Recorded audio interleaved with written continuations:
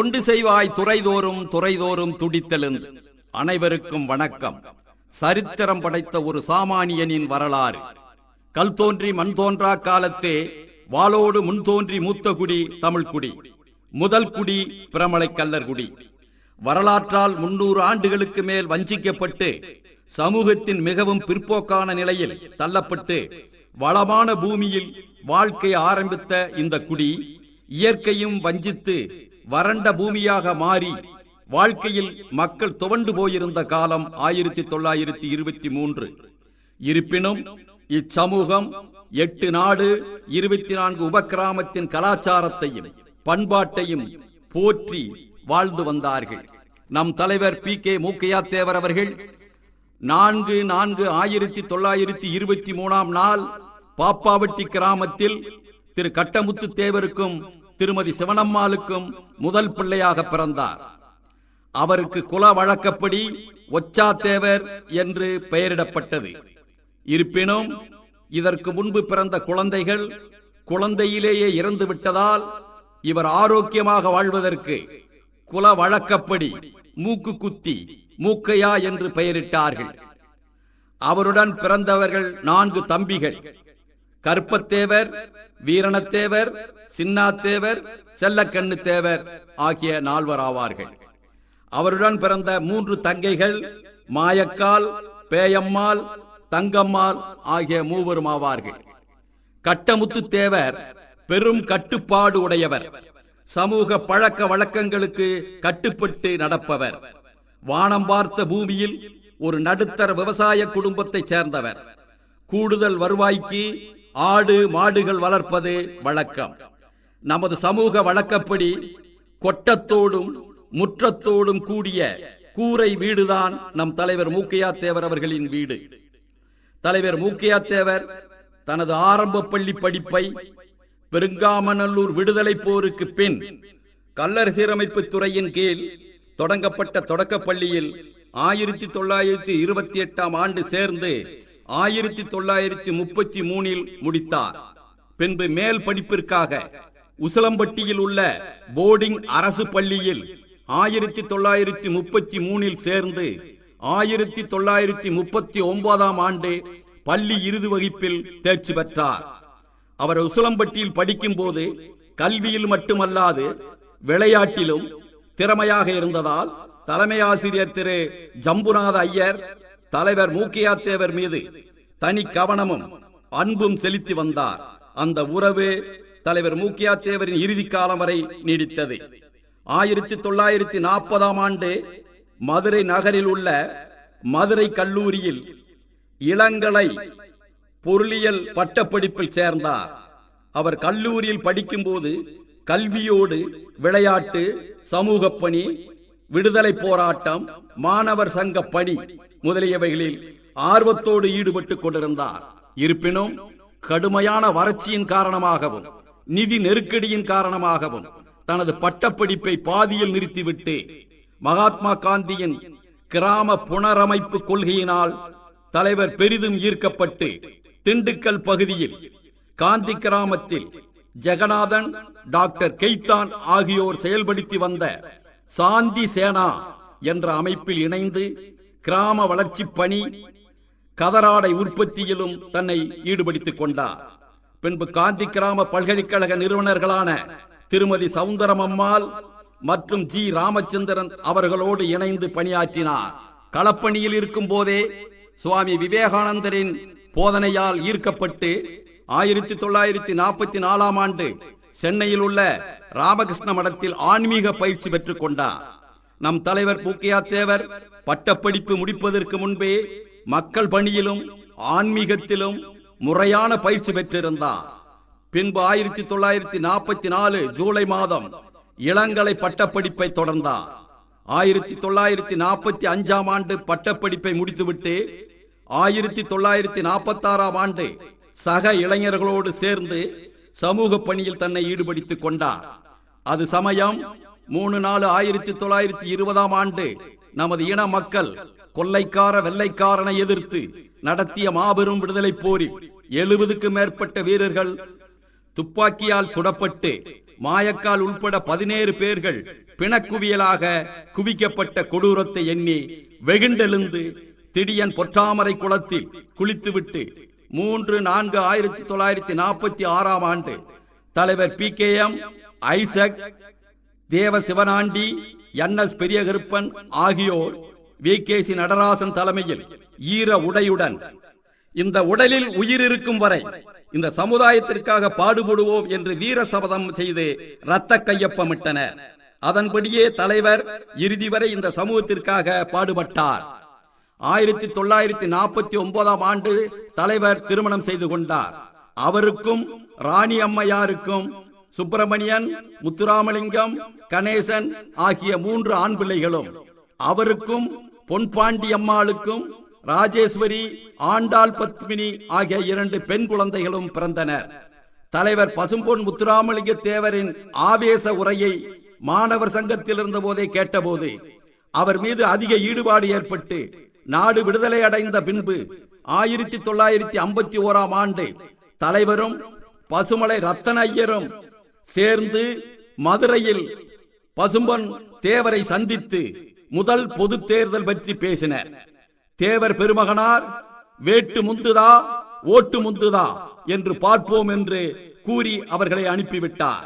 இருப்பினும் தலைவர் மூக்கையா தேவர் அவர்கள் தன்னுடைய துடிப்பும் எளிமையும் தேவர் அவர்களுக்கு முதல் சந்திப்பிலேயே மிகவும் பிடித்து விட்டது.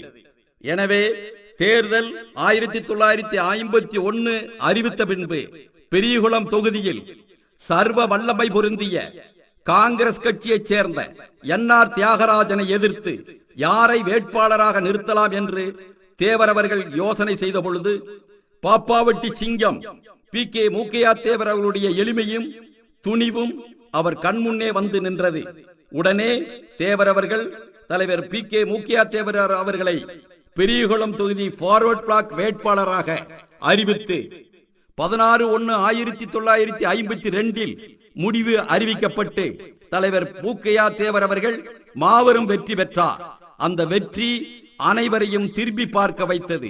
ஏனென்றால் தலைவர் PK மூக்கையா தேவர் தான் தேர்ந்தெடுக்கப்பட்டவர்களிலேயே மிகவும் இளமையானவர். 1957 சட்டமன்ற தொகுதி மறுசீரமைப்பு செய்யப்பட்டு உசிலம்பட்டி சட்டமன்ற தொகுதி உருவாக்கப்பட்டது.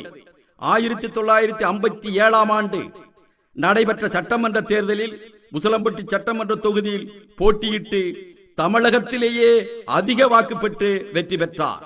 1962, 1967 தேர்தல்களிலும் வெற்றி பெற்று அதே சாதனையை தொடர்ந்து செய்து வந்தார்.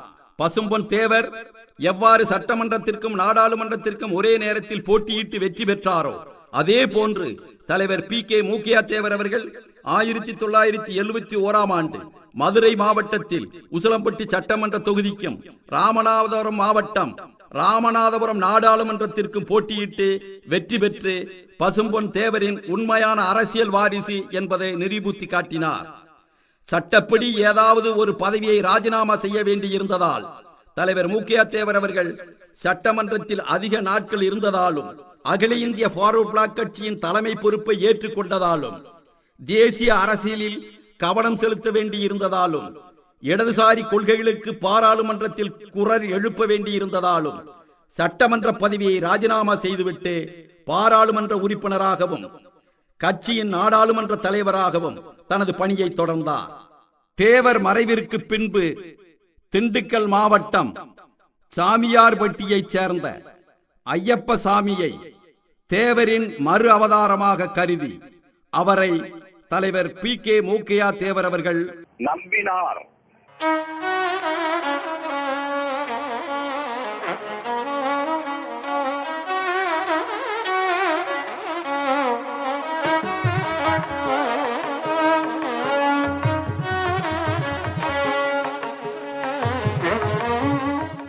ஆயிரத்தி 1974 பசும்பொன் முத்துராமலிங்க தேவருக்கு மதுரை கோரிப்பாளையத்தில் ஆசியாவிலேயே மிகப்பெரிய திருவுருவச் சிலையை தலைவர் PK மூக்கையா தேவர் அவர்கள் நிறுவி அன்றைய இந்திய ஜனாதிபதி VV கிரி அவர்கள் திறந்து வைத்தார். சிலை திறப்பு விழாவில் அன்றைய தமிழக முதல்வர் டாக்டர் மு கருணாநிதி அவர்களும் கலந்து கொண்டார். அவர் பாராளுமன்றத்தில் உறுப்பினராக இருந்த பொழுதுதான் தமிழ்நாட்டின் கச்சத்தீவு பற்றிய பிரச்சனை சூடுபிடித்தது. அது சமயம் தலைவர் பி.கே. மூக்கையா தேவர் அவர்கள் இந்தியாவின் உரிமையை பாதுகாப்பதிலும் தேவர் பூமியாம் ராமநாதபுரம் சமஸ்தானத்திற்கு பாத்தியப்பட்ட கச்சத்தீவை பாதுகாப்பதற்கும் மீனவர்களின் வாழ்வாதாரத்தை பாதுகாப்பதற்கும் 26/6/1974 இந்திய இலங்கை ஒப்பந்தத்திற்கு முன்பும் பின்பும் இறுதி வரையும் தனது முழு அனுபவத்தை பயன்படுத்தியும் தனக்கிருந்த சர்வதேச சட்ட அறிவுகளை பயன்படுத்தி பாராளுமன்றத்திற்கு உள்ளும் வெளியிலும் தொடர்ந்து குரல் கொடுத்து போராடி வந்தார். தேவரை போன்று இவரும் தீர்க்கதரிசியாக இருந்ததால் 23/7/1974 பாராளுமன்றத்தில் நடந்த கச்சத்தீவு பற்றிய விவாதத்தின் போது பேசிய போது இந்தியா கச்சத்தீவு பிரச்சனையை தமிழகத்தின் பிரச்சனை என்று கருதுவது தவறு.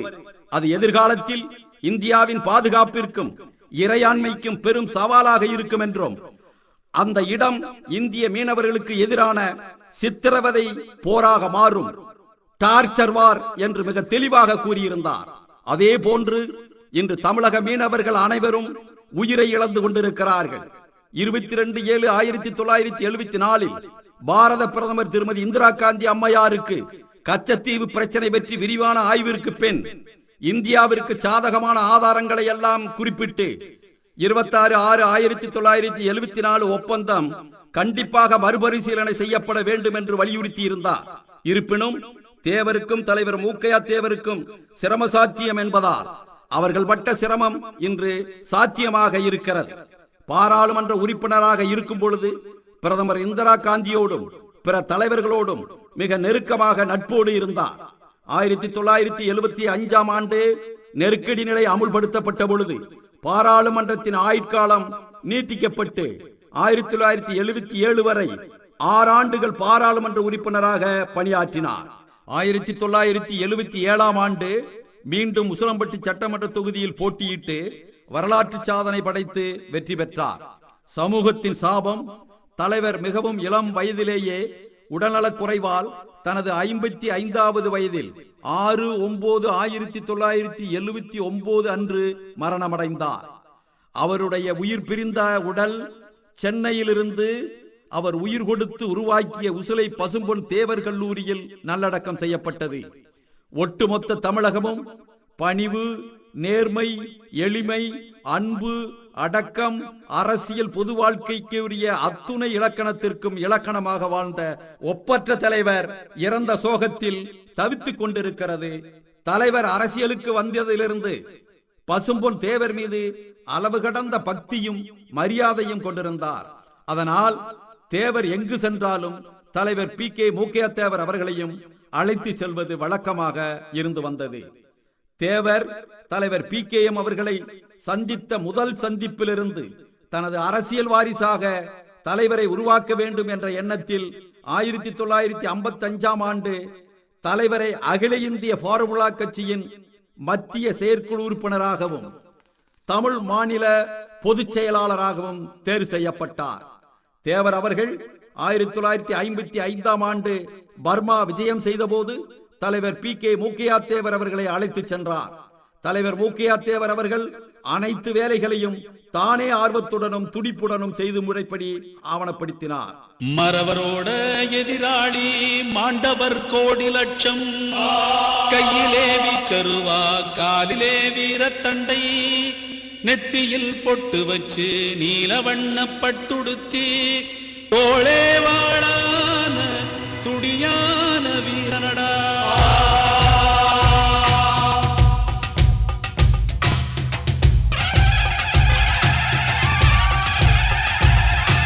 தென்பாண்டி சிங்கமடா, தேன் தமிழ் பாடும் தங்கமடா, வரிப்புலியின் வர்க்கமடா, அந்த வரியோரின் சொந்தமடா, படை நடுங்கும் தோள்களடா, எந்த பகைவரின் நம் பதைக்குமடா, வைரம் பாய்ந்த நெஞ்சமடா, அவன் வாழெடுத்தால் வரும் ஆகையடா.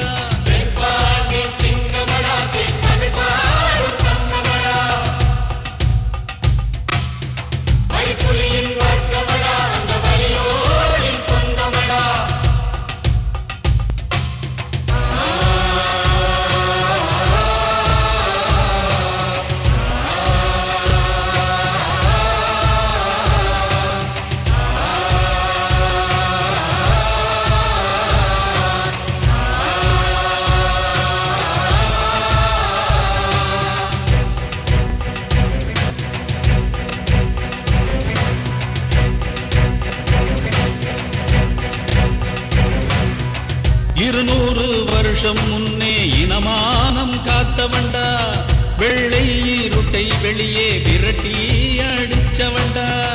200 வருஷம் முன்னே இரவானம் பார்த்தவண்டா. வெள்ளை இருட்டை வெளியே விரட்டி அடிச்சவண்டா. ஊமத்துறைக்குத்தான் உற்ற நண்பனா, சீமத்துறைகளுக்கு சிம்ம சொப்பனம். ஊமத்துறைக்குத்தான் உற்ற நண்பனா, சீமத்துறைகளுக்கு சிம்ம சொப்பனம். சிம்ம சொப்பனம். 1963 பசும்பொன் தெய்வம் தேவர் அவர்களின் மறைவிற்கு பின் தலைவர் மூக்கையா தேவர் அவர்கள் தேவர் இருந்த அதே இடத்தில் அகில இந்திய ஃபார்வர்ட் பிளாக் கட்சியின் துணைத் தலைவராக தேர்ந்தெடுக்கப்பட்டார். அன்று முதல் தலைவர் பி.கே. மூக்கையா தேவர் அவர்கள் பெரும் பங்காற்றினார். தமிழகத்தில் 1965 மூதறிஞர் ராஜாஜி அவர்களும் தலைவர் பி.கே. மூக்கையா தேவர் அவர்களும் திருச்சி மாநகரிலே மாபெரும் இந்திய எதிர்ப்பு மாநாடு நடத்தினார்கள்.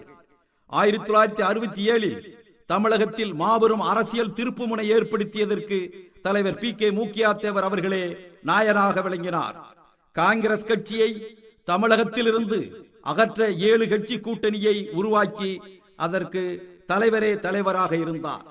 திமுக தனி பெரும்பான்மையுடன் வெற்றி பெற்ற அன்று முதல் திராவிட ஆட்சிக்கு வித்திட்டவர் தலைவர் பி.கே. மூக்கையா தேவர் அவர்களாவார். 1967 ஆண்டு சட்டசபையில் மூத்த உறுப்பினர் என்ற முறையில் தற்காலிக சபாநாயகராக நியமனம் செய்யப்பட்டார். தலைவர் பி.கே. மூக்கையா தேவர் அவர்கள் மக்கள் பிரதிநிதியாக தேர்ந்தெடுக்கப்பட்ட 1952 ஆண்டிலிருந்து கள்ள நாட்டிற்கு முகவரியாகவும் காவலராகவும் கலங்கரை விளக்கமாகவும் இருந்ததால் ஆண்டில் பாதி நாட்கள் மாணவர்களை பள்ளியிலும் கல்லூரியிலும் சேர்ப்பதை பணியாக செய்து வந்தார். அதற்கு நிரந்தர தீர்வு காண வேண்டும் என்பதற்காக வயிற்றுக்கு சோரிட வேண்டும், இங்கு வாழும் மனிதருக்கெல்லாம் பயிற்று பல கல்வி தந்து இந்த பாறை உயர்த்திட வேண்டும் என்ற பாரதியின் கனவை நிறைவேற்றும் நோக்கத்தோடு தனது தலைவர் பசும்பொன் முத்துராமலிங்க தேவரின் பெயரில் மிகவும் பிற்படுத்தப்பட்ட உசிலம்பட்டி, கமுதி, மேலநீலிதநல்லூர் ஆகிய 3 இடங்களில் கல்லூரிகளை நிறுவினார். படிப்பும் திறமையும் பிறவியிலே வர வேண்டும் என்ற கூற்றை வெறும் பித்தலாட்டம் என்று நிரூபிக்க வேண்டும் என்ற நோக்கத்தோடு உலக வரலாற்றிலே மனிதநேய பொதுவுடைமை சித்தாந்தத்தை செயல்படுத்தி 3 கல்லூரியில் மிகவும் குறைந்த மதிப்பெண் பெற்றவர்களுக்கு முன்னுரிமை கொடுத்து முறையான பயிற்சி கொடுத்து அனைவரையும் வெற்றி பெறச் செய்து பல்கலைக்கழகத்திலே முதல் மாணவர்களாக தேர்வு பெறச் செய்து